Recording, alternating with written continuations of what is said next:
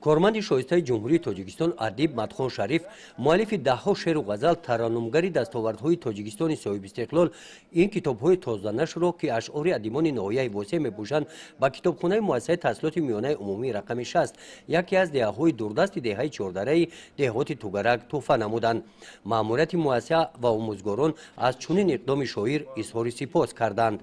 خوشبختانه امروز با کتابخانه مؤسسه ما کتابی نو کتابی استاد مدخان شریف دسترس کردیم. ما این را که استاد با دست خودش آورده به ما سپارید.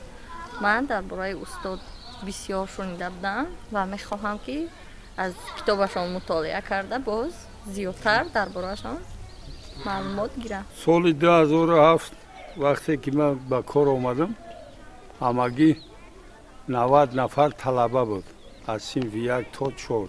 سال 2008 من این 3 صنفخانه دیگر با یاردم فرزندای خودم دیوار کردیم ساختیم. خلاصه سال 2008 مکتب 11 ساله کردیم و این چنین از قشلاق 14 بالا که در حیات ناحیه همدانی است خواننده‌ای اینجا را جلب کردیم آمد 110 خواننده است.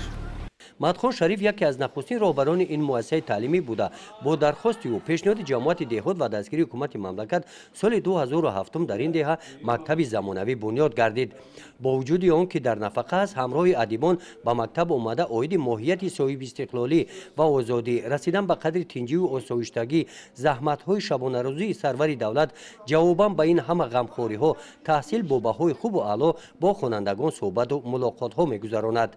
و استاد هم یکی از ترغیبگران اساسی علم دانش ترغیبگری جوان نورس رو برای راست هدایت کردن حاضر همچون در سن پیران سالگی نیز سهم کلان دارند و بر هدف دست ندارد تیر به زوری کمان قیمتی پیران جوانان را به منزل میبرد و همین پیران هستند که جوانان به منزل مراد میرسند.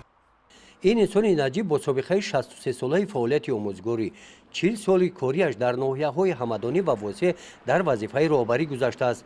نخستین گذرگاه زیرزمینی در ولایت ختلان در دهه توگرک ناحیه واسع موجود بوده. تشبثکار بنیاد گردیدن آن همین معلم میباشد.